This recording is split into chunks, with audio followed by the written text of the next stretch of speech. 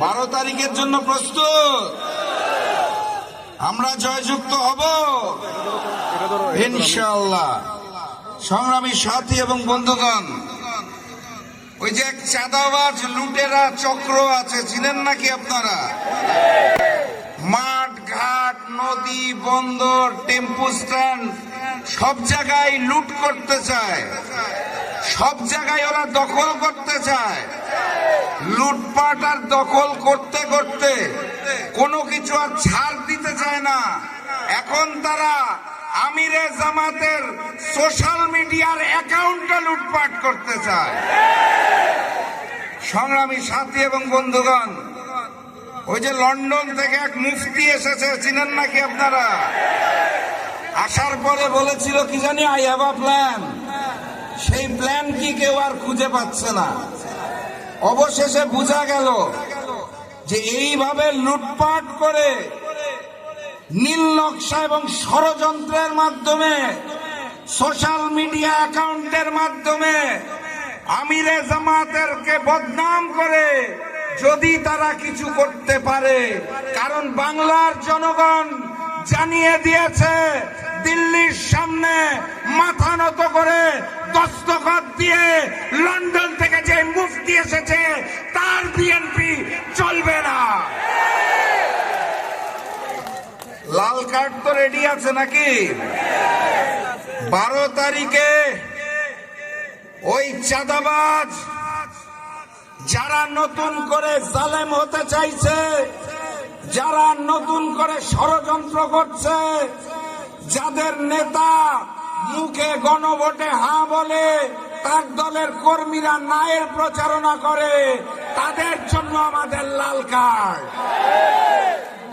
12 তারিখে আমরা এই অঞ্চল থেকে হামিদুর রহমান আজাদকে দাঁড়িপাল্লায় জয়যুক্ত করে আগামী দিনের প্রধানমন্ত্রী ডাক্তার শফিকুর রহমানকে এই আসনটা উপহার দেব।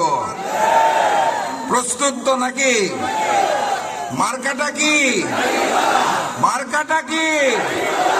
সেই ভোটটা দেওয়ার আগে ইমানদারির সাথে আরেকটা ভোট দিতে হবে, মনে আছে? গণভোটে, গণভোটে, গণভোটে ইমানদারির সাথে 2টা ভোট প্রদান করতে হবে। আমি স্পষ্ট ভাষায় জানিয়ে যেতে চাই, 11 তারিখ রাত থেকে এই অঞ্চলের ছাত্র যুব যারা রয়েছেন ভোট কেন্দ্র পাহারা দিবেন।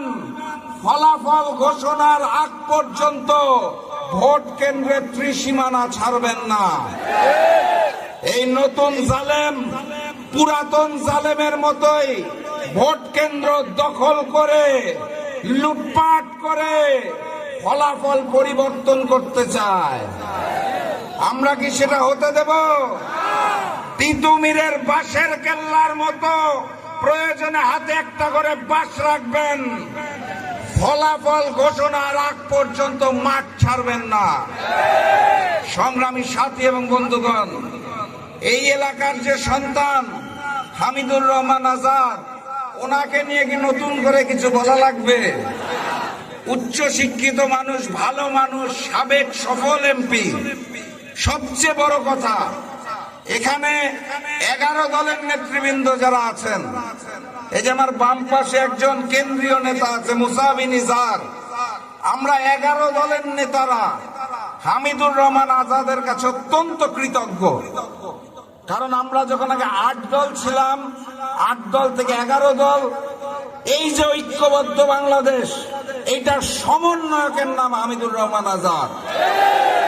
উনি সমন্বয় করেছিলেন বলে আমরা আজকে ঐক্যবদ্ধ হতে পেরেছি। সর্বশেষ ওনার সম্পর্কে যেটা বলতে চাই, ডাক্তার শফিকুর রহমান আগামীর প্রধানমন্ত্রী হওয়ার পরে হামিদুর রহমান আজাদ আপনাদের এলাকার সন্তান, ইনশাআল্লাহ বড় মন্ত্রণালয়ের দায়িত্ব নেবে। অতএব আপনারা এমপি নয়, মন্ত্রী নির্বাচন করবে। আমি বক্তব্য দীর্ঘায়িত করব না, শুধু আপনাদেরকে বলে যেতে চাই, ওই আকাশে কালো মেঘ যারা সৃষ্টি করতে যাচ্ছে, ভারতের অনুমতি নিয়ে যারা নতুন করে বাংলাদেশে রাজনীতি করতে যাচ্ছে, তাদেরকে স্পষ্ট ভাষায় জানিয়ে দিবেন, বাংলার মাটিতে ভারতীয় আধিপত্যবাদ আর চলবে না। আমরা বাংলাদেশে আগামীতে মানবিক বাংলাদেশ গড়ে তুলব ডাক্তার শফিকুর রহমানের নেতৃত্বে। সেই লক্ষ্যে আমরা ঐক্যবদ্ধ হয়েছি। বিএনপির সাথে কোনো দল নাই, বিএনপি জোট বলে কোনো কিছু নাই।